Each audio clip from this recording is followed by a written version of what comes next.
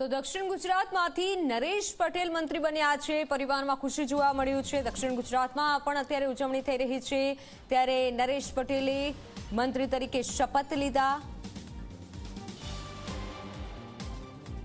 નવા મંત્રીમંડળમાં નરેશ પટેલે કેબિનેટ કક્ષાના મંત્રી તરીકે શપથ લીધા છે અને એ શપથ લીધા બાદ એ નરેશ પટેલ ગાંધીનગર એમએલએ ક્વાર્ટર્સ ખાતે પહોંચ્યા છે, જેમના ત્યાં સમર્થકો કાર્યકરો તેમનું સ્વાગત કરી રહ્યા છે। એ ગુલદસ્તા આપવાની વાત હોય કે શાલ ઓઢાડવાની વાત હોય એ રીતે, અને એક ભારત માતા કી જયના નારા પણ જ્યારે નરેશ પટેલ અહીંયા પહોંચ્યા ત્યારે લગાવવામાં આવ્યા। એ ખુશી જે છે એ કાર્યકર્તાઓ સમર્થકોના મુખ ઉપર જોવા મળી રહી છે। અને જ્યારે કેબિનેટ કક્ષાના પદ તરીકે એક મંત્રી તરીકે શપથ લીધા હોય ત્યારે એક આનંદ એમનામાં બી હોય, પરિવારમાં બી હોય અને સમર્થકોમાં હોય। નરેશભાઈ, આજે શપથ લીધા કેબિનેટ કક્ષાના મંત્રી તરીકે, શું કહેશો? સૌપ્રથમ તો ભારતીય જનતા પાર્ટીનું અમારું શીર્ષ નેતૃત્વનો હું આભાર માનું છું। પ્રદેશનું જે અમારું મોવડી મંડળ છે એ તમામ લોકોનો હું આભાર માનું છું। જે બી જવાબદારી મળશે નિષ્ઠાથી નિભાવીશ। અત્યારે હવે આગળ કોઈ કાર્યક્રમ ખરા? કોઈ નહીં?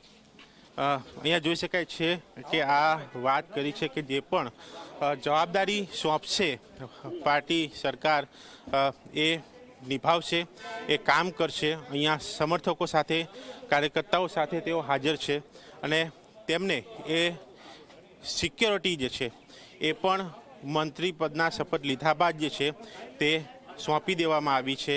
એ કાર, સરકારી કાર હોય, એ ઓફિસ હોય, એ બંગલો હોય, એ પણ આગળ પ્રક્રિયા જે છે તે અહીંયા કરવામાં આવશે। અને ત્યાં એમની ઘરની અંદરનો માહોલ એ પરિવાર દ્વારા પણ એમનું સ્વાગત અને એ ખુશી એ અહીંયા જે છે એ જોવા મળી રહી છે।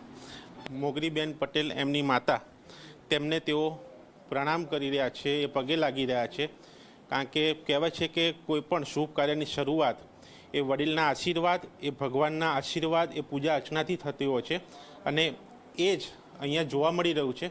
જ્યારે તેઓ શપથ લેવા પણ ગયા હતા ત્યારે પણ એ પગે લાગ્યા અને જ્યારે આવ્યા ત્યારે પણ તેઓ જે છે એ પગે લાગ્યા છે। તો આ રીતે તેમને હવે મંત્રી પદ સંભાળ્યું છે। હવે જે ચાર્જ સંભાળવાની, જે વિભાગ સંભાળવાની વાત છે એ કયો સોંપાય છે તેના ઉપર સૌ કોઈની નજર છે, પરંતુ આજે આ શપથવિધિ કાર્યક્રમ જે છે એ પૂર્ણ થઈ ચૂક્યો છે અને એ મંત્રી કોણ જે છે એ પણ સ્પષ્ટ થઈ ચૂક્યું છે। કેમેરામેન તુષાર શાહ સાથે દર્શક રાવલ, ઝી મીડિયા, ગાંધીનગર।